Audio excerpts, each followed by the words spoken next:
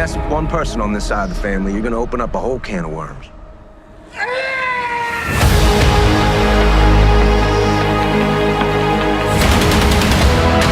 Fear is really the only way to make people understand that you mean business. And I take business very seriously.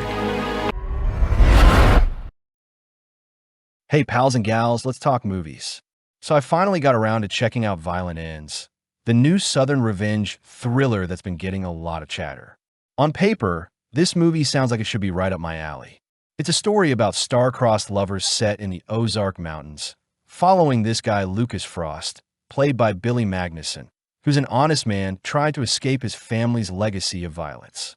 You got the beautiful, kind-hearted fiancée, Emma, played by Alexandra Shipp, and this whole world of crime and family drama he's desperate to leave behind. It's got all the ingredients for a gritty, emotional, modern-day Shakespearean tragedy, you know? But man, I have to be honest with you. For me, this one was a bit of a frustrating experience.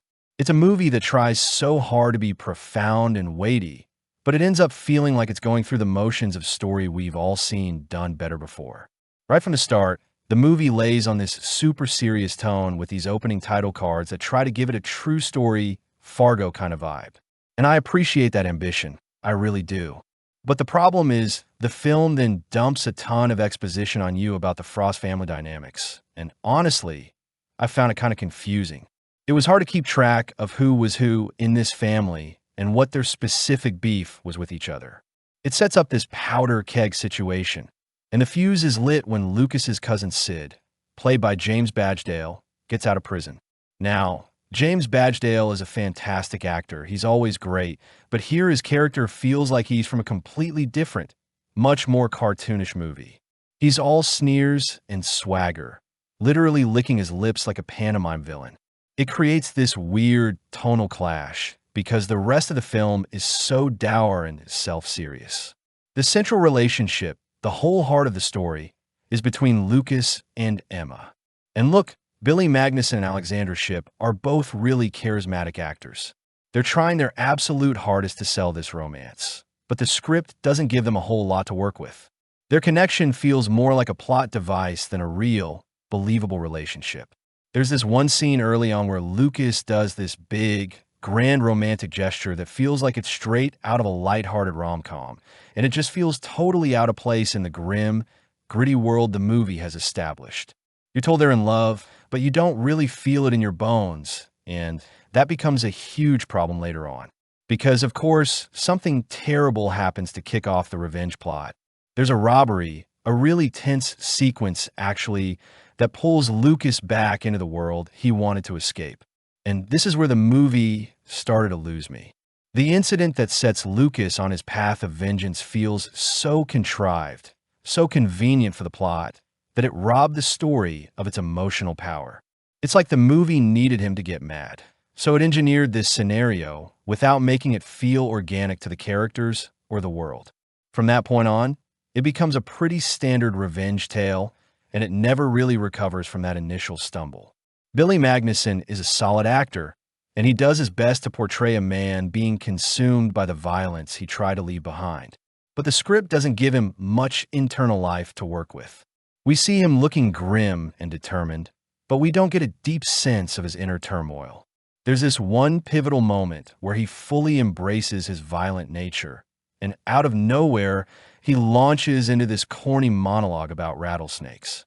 And the movie keeps coming back to this rattlesnake metaphor like it's the deepest thing in the world. It just felt really heavy-handed, and I'm sorry, it kind of took me out of the scene.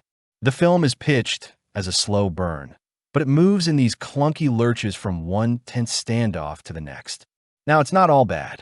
The movie looks fantastic. The cinematography by Elijah Guess really captures the desolate beauty of the Ozarks. It's all dusty roads, decaying buildings, and this overwhelming sense of gray.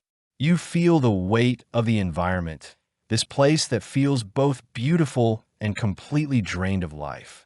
And there are a couple of supporting performances that are genuinely great. Nick Stahl plays Lucas's half-brother, Tuck, and he is just phenomenal. He brings this wounded, lived in quality to his role as a man struggling with addiction and his place in the family. Every time he was on screen, the movie instantly got more interesting. You believe his pain, his conflict, and I found myself wishing the movie was more about him. Similarly, Kate Burton shows up as Lucas's mom, who is a cop, and that a fascinating dynamic that the film sadly just glosses over. It feels like a missed opportunity. The director, John-Michael Powell, clearly has an eye, and the final act builds to this one really striking, powerful image that is visually stunning.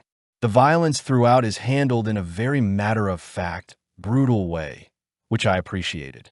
It's not glamorized, but by the time we get to the end, I was left feeling a little empty. The movie wants to be a meditation on the cyclical nature of violence, but it's structured like a straightforward revenge thriller. It asks you to ponder the futility of it all, but it also seems to get a kick out of orchestrating that very violence. There's a disconnect there that it never quite resolves. So, in the end, Violent Ends is a tough one for me to recommend. It's a well-shot film with a couple of standout performances, especially from Nick Stahl. But the cliched script, the underdeveloped central romance, and the tonal inconsistencies really hold it back. It feels like a movie that's trying so hard to be important that it forgets to feel authentic. It's a C+ for me. It's not offensively bad, it's just disappointingly mediocre. It's one of those films where you can see the potential. You can see the pieces of a much better movie scattered throughout, but they just never fully come together into a satisfying whole. So, for me, this one is probably a wait for streaming, or maybe even a skip, unless you're just absolutely starving for a Southern crime drama. Alright, that's my take. Let me know what you thought down in the comments below. I hope you enjoyed this review. If you did, please like, subscribe, and hit the bell to stay up to date with all my movie reviews and movie analysis. I always appreciate your time, and I hope to see you in my next video.